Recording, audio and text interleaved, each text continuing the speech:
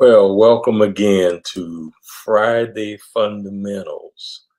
It's a beautiful day in the neighborhood.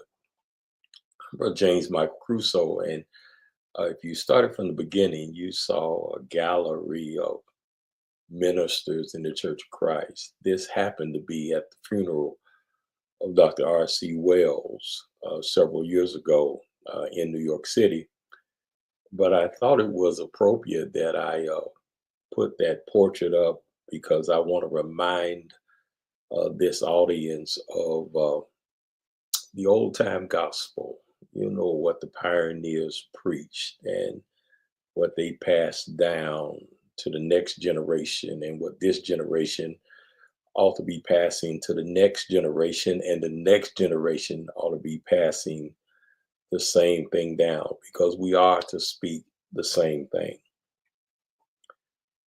This is the second presentation in a series on doctrine, division, differences, disagreement, and distinctives. And as I mentioned on last week, I presented this in a publication called Brotherhood Voices. I'm one of several ministers who have made contribution to that publication.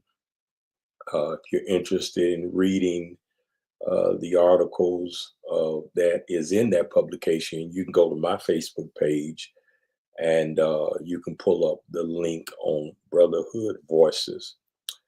I want to pick up where I left off last week as we talk about doctrine, division, differences, disagreement, and distinctives. I opened up by sharing that Jesus made a hard statement, or before he made that hard statement, well, after he made the hard statement, he said, "My doctrine is not mine, but his that sent me." Jesus was on a mission of sharing the teachings of his Father, Jehovah God. And of course, we're not going to dispute the teachings of God or the teachings of Jesus Christ.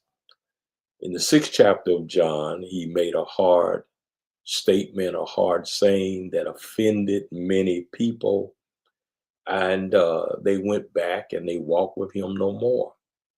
Yet we don't find Jesus tolerating or compromising because they went back.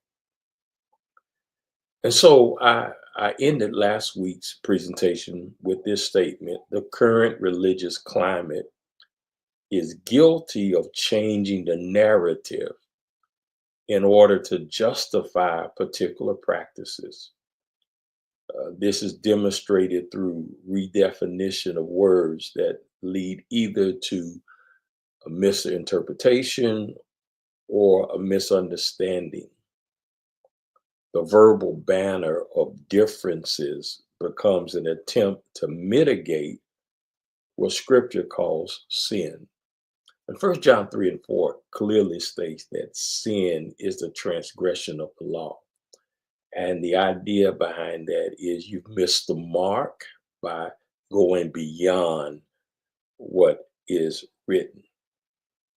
And one must be extremely careful to distinguish between disagreements on doctrine and differences related to doctrine. I want to be clear because this is too serious to trivialize. There's a difference between the holy and profane. There's a difference between the sacred and the secular.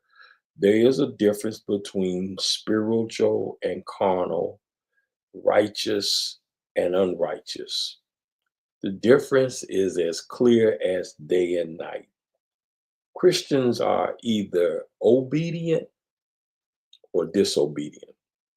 Be careful to distinguish between disagreements on doctrine and differences related to doctrine. The word preference is also used to justify deviations from New Testament practices. One must be extremely careful to avoid misunderstanding or the misunderstanding of preferences regarding spiritual matters. For example, faith communities have the preference of utilizing several Bible translations. One congregation prefers the King James Version. Another congregation prefers the English Standard Version or the New American Standard 1995 version. In the early 80s, when I was in graduate school, the Revised Standard Version was commonly used in graduate study. In some areas, in some churches, in some congregations, lines were drawn based on which version was used by a particular congregation. Preference based on difference, for this example, can be tolerated. I want you to hear me well when we talk about preference, because I hear people saying, well, you prefer to use instruments in worship, or you prefer not to use instruments in worship. No, brothers and sisters, that's not a preference. I'm giving you an example of a preference where you may prefer a modern day translation, or you may prefer an older translation of scripture. That's preference. What we got to be very careful of, and what would constitute a matter of doctrine, is if any Christian preferred the Quran or the Book of Mormon over the Holy Bible. Now, that's doctrine. You start using the Quran or the Book of Mormon or Watchtower publications. Now, you can prefer that, but that would be a doctrinal error.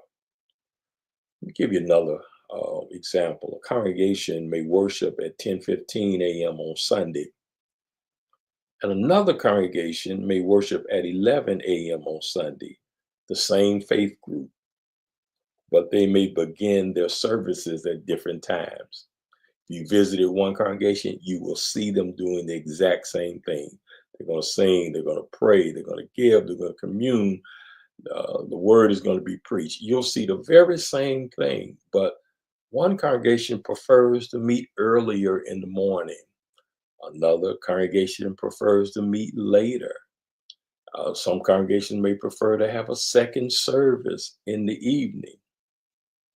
Another faith group believes that Saturday is the day of worship.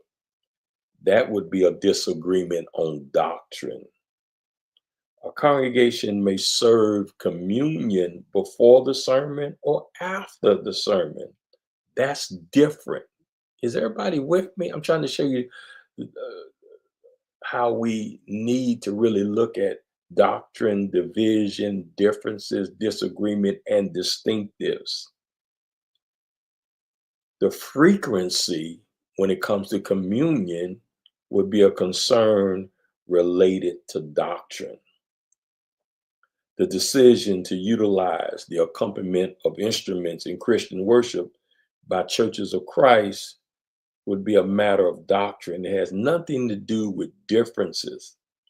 The fact that Restoration Movement faith groups disagreed on the practice of instruments led to division. So when it comes to the doctrine regarding worship, the Bible is clear that instruments of music was absent in the New Testament church. Disagreement on doctrine must be resolved. The plea to speak the same thing should not be compromised or camouflaged. After all, it's the apostles' doctrine that really matters.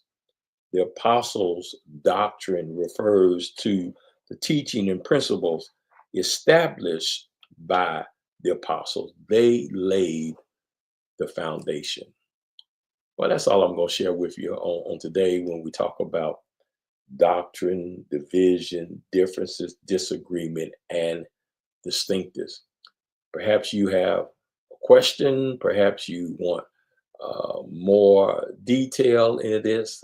We'd be more than happy to share some thoughts with you. So until next week, may the Lord bless you and may He bless you real good.